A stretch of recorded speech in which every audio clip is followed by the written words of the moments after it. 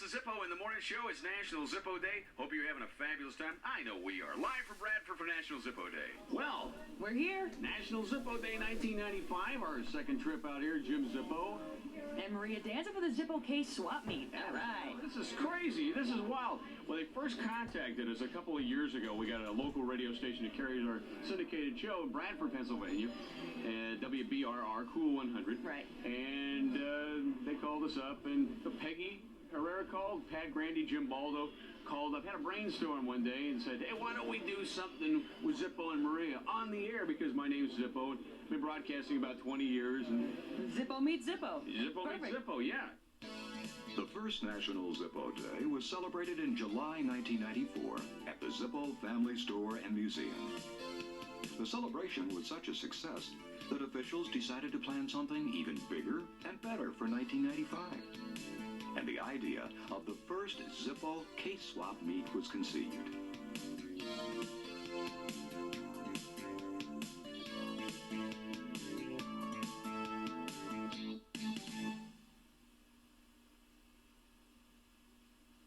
The idea for the swap meet came about last year when we had our first National Zippo Day celebration. We got together and had a meeting and talked about what we could do for 1995 to make it even better. And Jim Baldo, the VP of Sales, just said, well, you know, why don't we have a Zippo Case Swap Meet? And we'll combine it with our National Zippo Day celebration, our national radio broadcast. And that's where the idea was born, and that's how we decided to do this fantastic swap meet that we have today. Collectors came from near and far, from Clifton, New Jersey to Exeter, California, from Lubbock, Texas to Ortonville, Michigan. They even journeyed from Italy, Germany, France, Belgium, and Japan, all with a common purpose: to compare collections, to swap, to buy, and sell.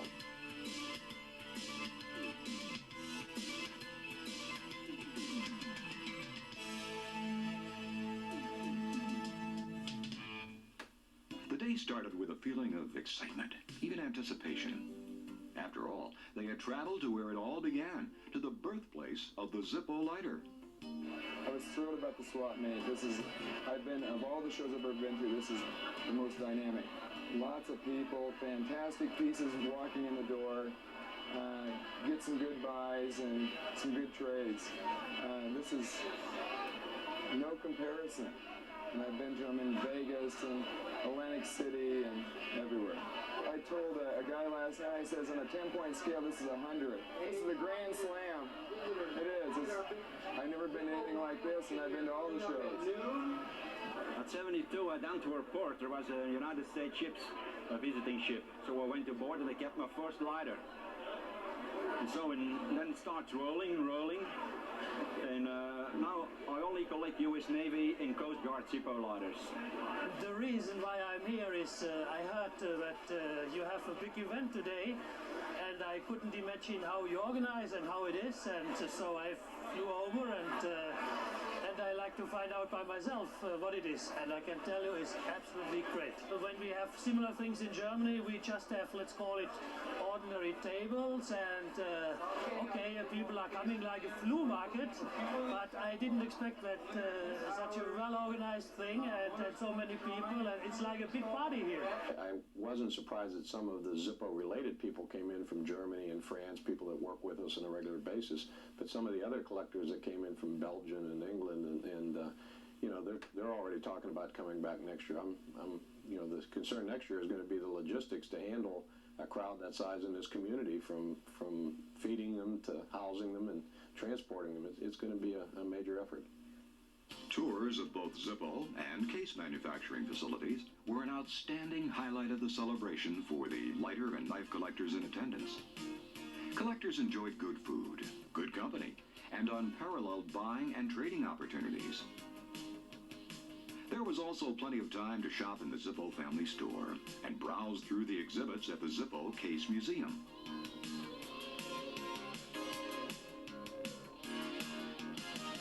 The museum here is fantastic.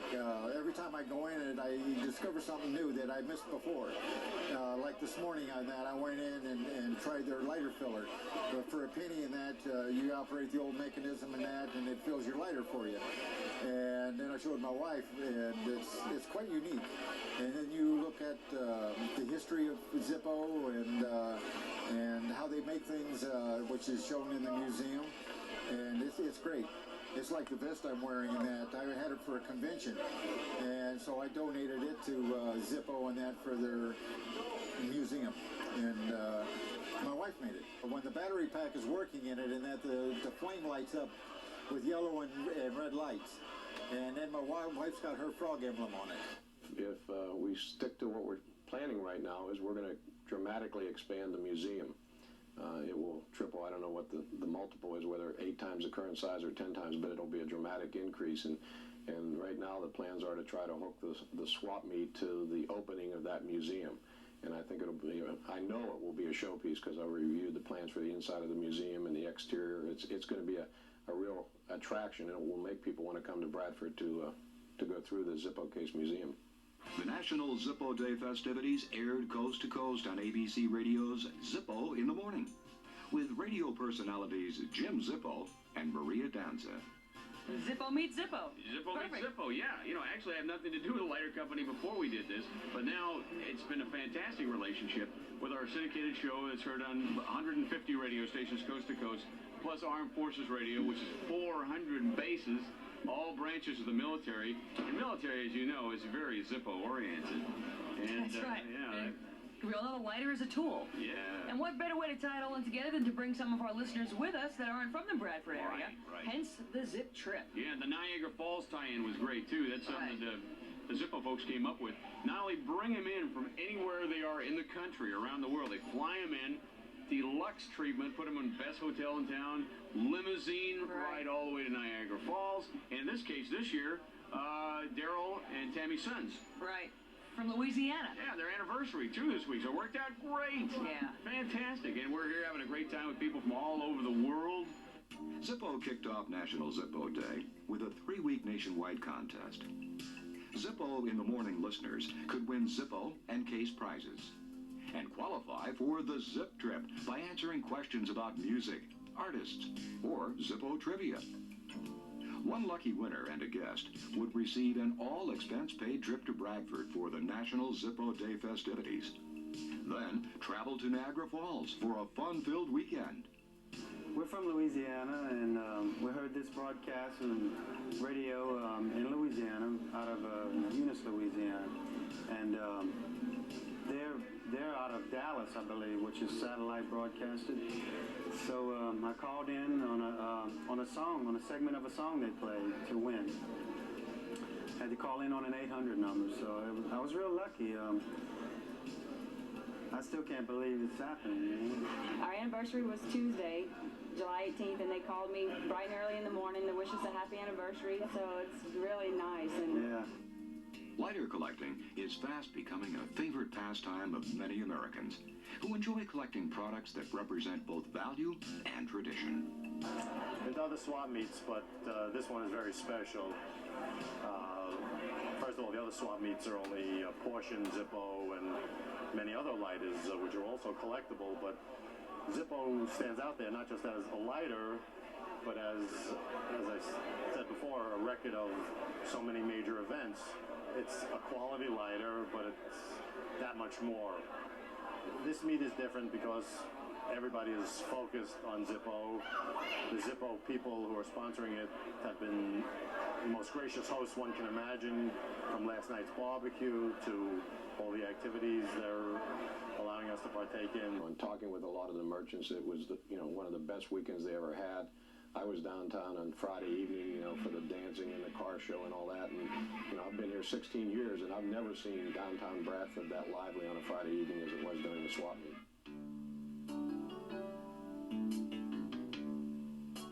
Well, I've collected lighters for 25 years, and it started as kind of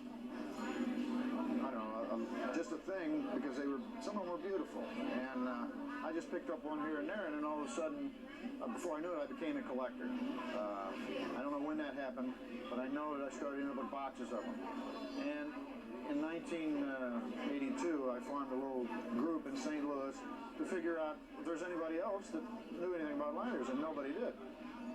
We knew that Zippo was the only manufacturer left in the United States out of the hundreds that came before them. They're the only ones that survived the storm of disposables, the throwaway lighters. We formed a little small group of people in St. Louis, and we kept it local until about 1989 when we decided that maybe there were other people other than just in St. Louis. So we started, and I made my first newsletter, it's right up here, in February of 1989. It's kicked up the interest in what's happening. We've got like 2 generations now of people who have never seen lighters. The only thing they've seen is Bics and throwaways and things like that. And they've never seen and are fascinated by the old Zippos, new Zippos, anything that is a little mechanism, a little piece of artwork. And today, it was nostalgia. It kind of started as nostalgia, and now it's turned into an authentic, bona fide collectible.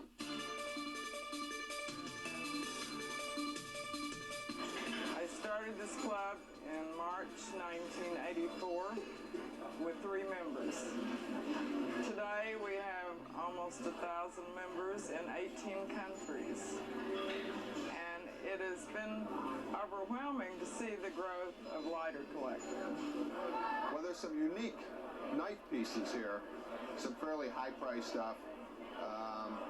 I didn't really realize there was many of the Zippo collectors, as obviously there are, and it's amazing. I mean, everything's a collectible, and good old American pieces are just going to keep going up.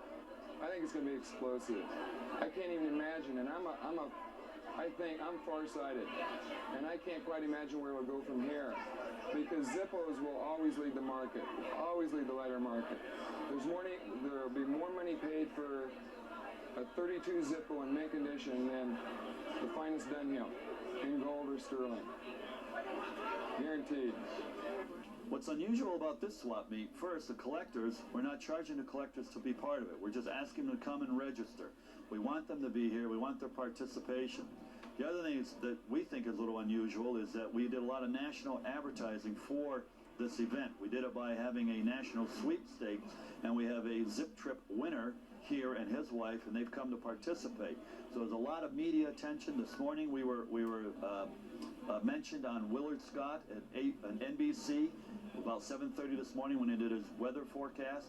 So there's a lot of national attention here, and only thing you can do is benefit from it.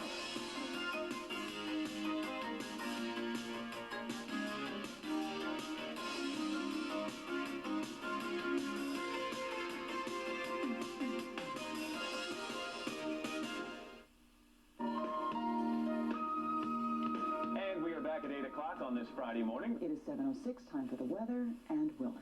And thank you, Ann, for a beautiful introduction.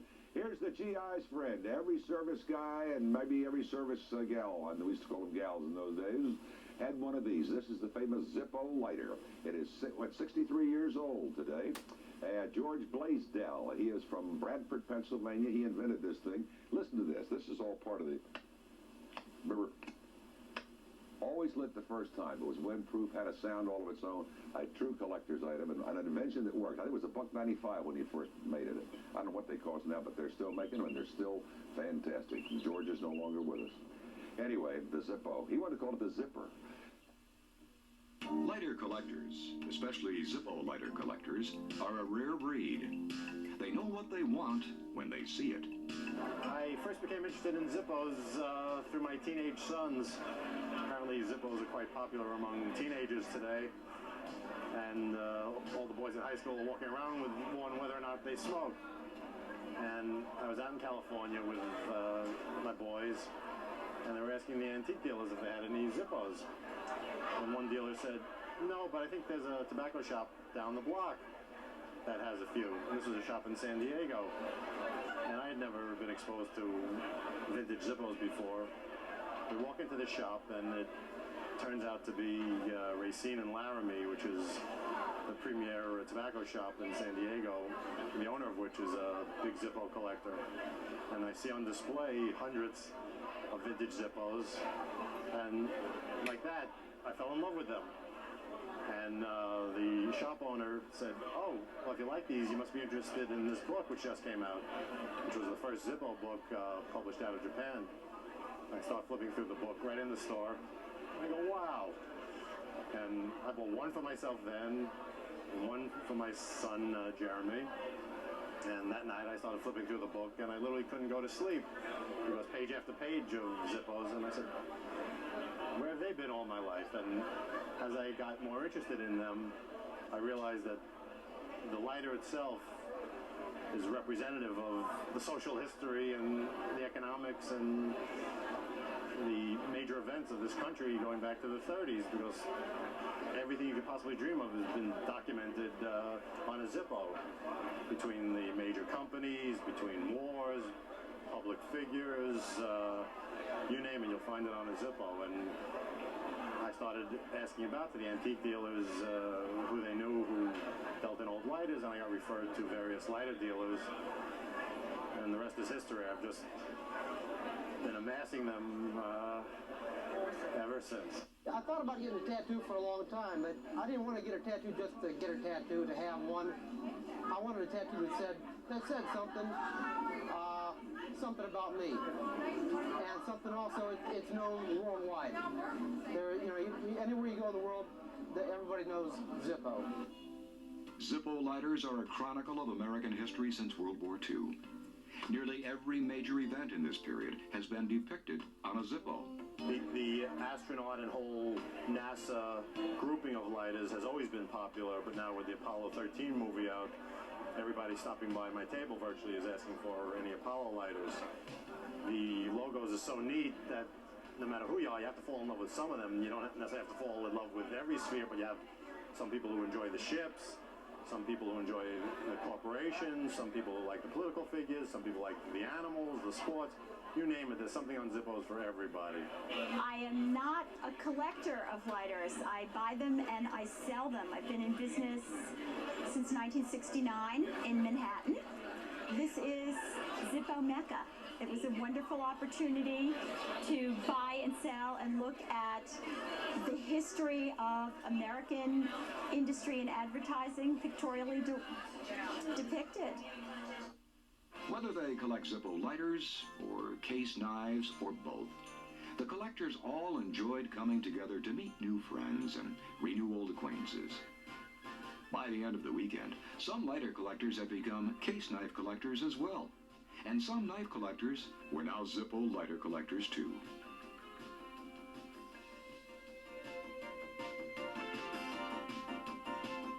The uniqueness of the first swap meet for me was that it brought case collectors, case knife collectors, and Zippo lighter collectors together in a formal atmosphere for the first time.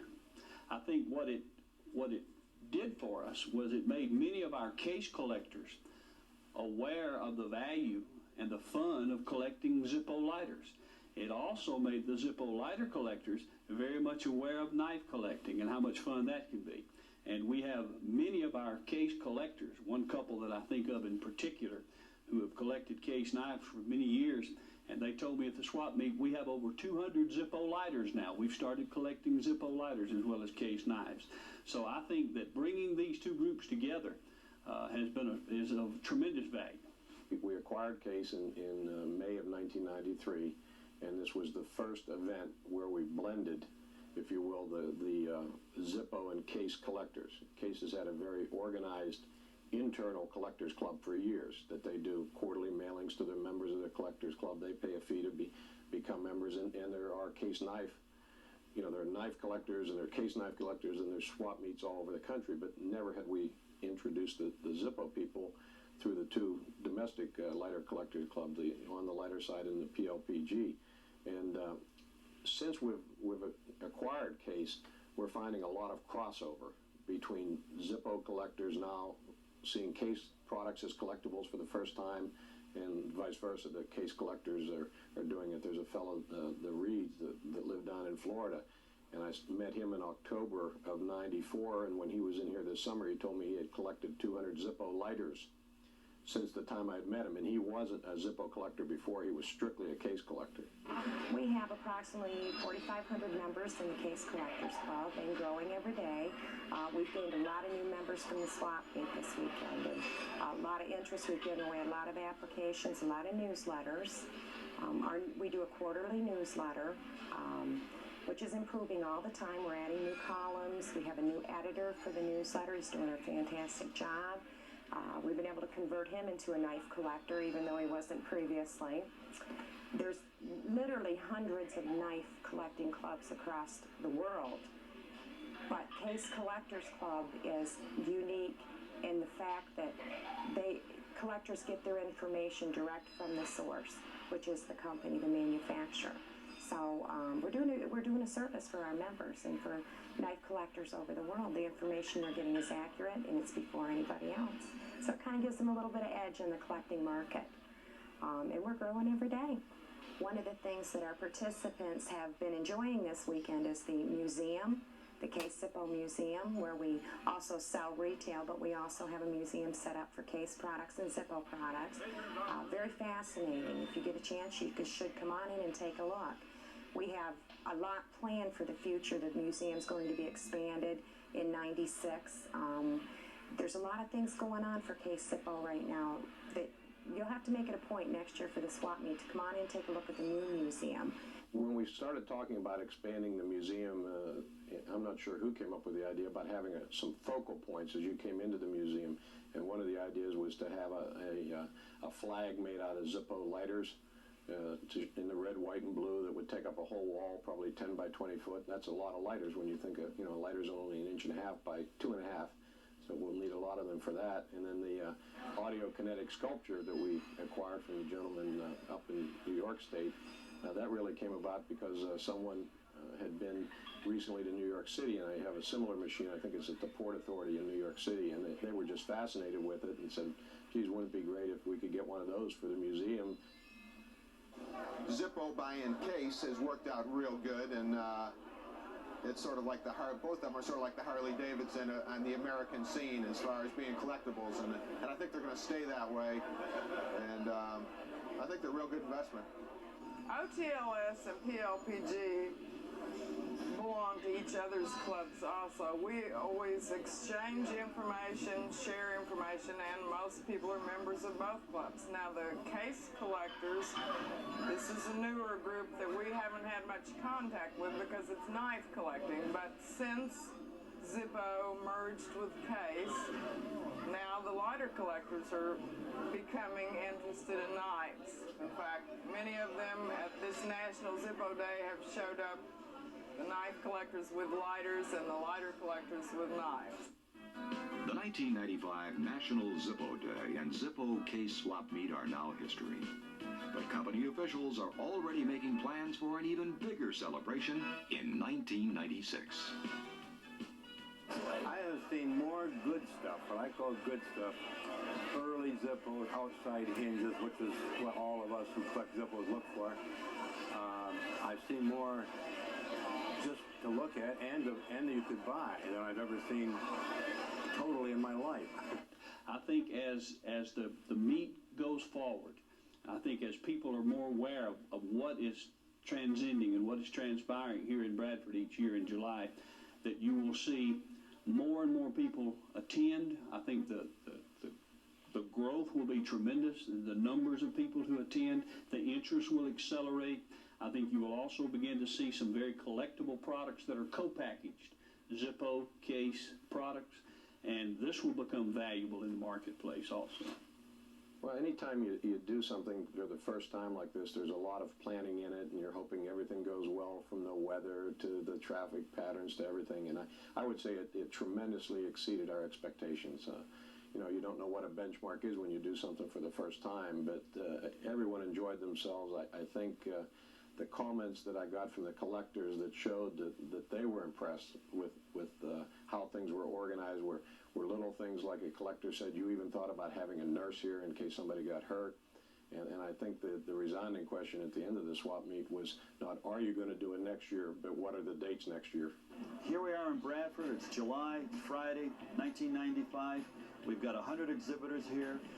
It's busy, it's crowded, the weather is perfect. There was a special lighter today that sold for $3,500, which means next year it's probably going to be worth $5,000. So I think you ought to give it some thought about marking it down and coming next year. We're going to do this again in July. The more collectors, the more exhibitors, the more people show up, the more it happens. So we'll see you next year.